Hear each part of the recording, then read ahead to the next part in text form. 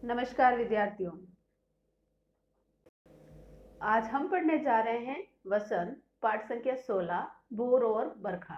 ये एक पद रचना है और इन पदों की रचना करी है कवयित्री मीराबाई ने। मीराबाई द्वारा लिखित 2 पद आपकी पाठ्य पुस्तिका में सम्मिलित किए गए हैं और इनकी भाषा शैली ब्रज भाषा है।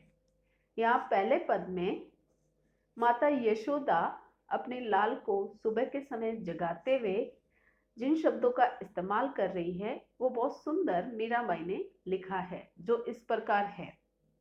जागो बंसी वारे ललना, जागो मोरे प्यारे, रजनी बीती बोर बयो है, घर घर खुले किमारे, गोपी दई मतत सुनियत है, कंगना के जनकारे, उठो लालजी बोर बयो है, सुर नर ठाडे द्वारे। ग्वाल बाल सब करत कुलाहल, जय जय शब्द उचारे, माखन रोटी हाथ में लीनी, गौवन के रखवारे, मीरा के प्रभु गिरधर नागर, शरण आया को तारे। पहले हम यहाँ कठिन शब्दों को जानेंगे, उसके बाद पाठ का भावार्थ समझेंगे। बंसी वारे यानी बंसी बजाने वाले, ललना यानी लाल, रजनी यानी रात, बीती यानी बीत गई, बोर यानी सुबह, भयो है हो गई है, किवारे दरवाजे, मथत यानी मथना, सुनियत सुनना, झनकारे आवाज, सुर यानी देवता, नर यानी मनुष्य, ठाडे यानी खड़े हैं, द्वारे यानी दरवाजे पर, कुलाहल यानी आवाजें, शब्द उचारे यानी आपकी जय जयकार कर रहे हैं, गौवन यानी गायों के, गिरधर यानी गिर यानी पहाड़, धर यानी धारण करने वाले, पहाड़ को धारण करने वाले भगवान श्री कृष्ण, शरण यानी उनके चरणों में, आया को तारे यानी उनका उद्धार करें। अब हम यहाँ पर सुंदर भावों को समझने का प्रयास करेंगे जो मीराबाई के द्वारा लिखे गए हैं। माता यशोदा अपने नटखट कन्हैया को जगाते हुए सुबह के समय कह रही है कि हे मेरे प्यारे लाल, अब तुम जाग जाओ, क्योंकि रात बीत चुकी है, सुबह हो गई है, सभी घरों के दरवाजे खुल गए हैं, गोपियां दही मतने लग गई है। ये हमें पता चल रहा है उनके कंगनों की आवाज से, क्योंकि उनकी चूड़ियां खनकने लग गई है। सभी देव और मनुष्य तुम्हारे दरवाजे पर खड़े होकर तुम्हारे उठने की प्रतीक्षा कर रहे हैं।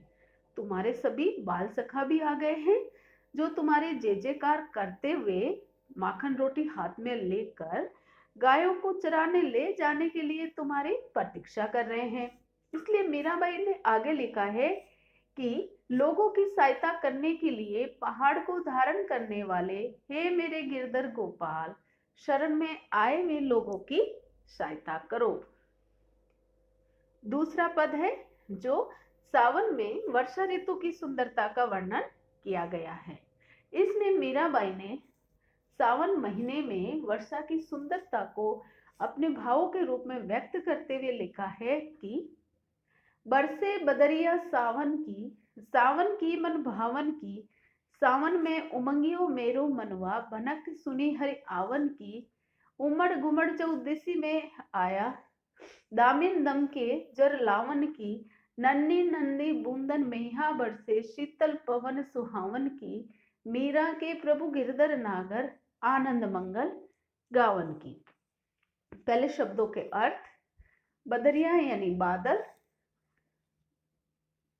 मन भावन यानी मन को भाना, उमगियो यानी उमड़ना या खुश हो जाना, भनक सुनना आवाज सुना, आवन की यानी आने की, और हरि यानी भगवान श्री कृष्ण, और चौदिश यानी चारों दिशाओं से, दामिन यानी बिजली, दमके यानी चमके, और जर लावन की यानी लगातार वर्षा होना, नन्नी नन्नी यानी छोटी छोटी, बूंदन यानी बूंदे, मेहा यानी वर्षा, मेघ, और शीतल यानी ठंडी, पवन यानी हवा, सुहावन यानी मन को भाना, और आनंद मंगल यानी सबके जीवन में खुशियों का भाव हो।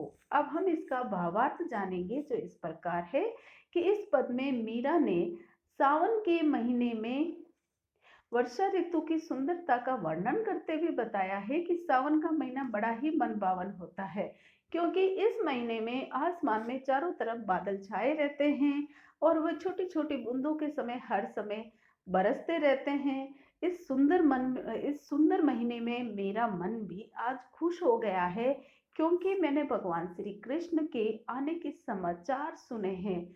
और ये जो बादल छाए रहते हैं ना आसमान में, ये चारों दिशाओं से उमड़ घुमड़ कर आ गए हैं।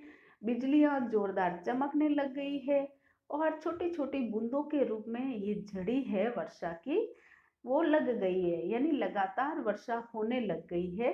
तो लगातार वर्षा होने को जड़ी लगना कहते हैं।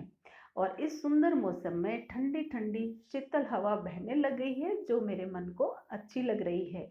आगे मीराबाई ने कहा है कि हे मेरे गिरधर गोपाल, यानी लोगों की सहायता करने के लिए पहाड़ को धारण करने वाले गोपाल कन्हैया, सभी लोगों के जीवन में आनंद मंगल की भावना भर जाए या आनंद मंगल हो जाए, उन सब की तुम रक्षा करो। तो अब ये पद आप दोबारा पढ़े और समझे। धन्यवाद।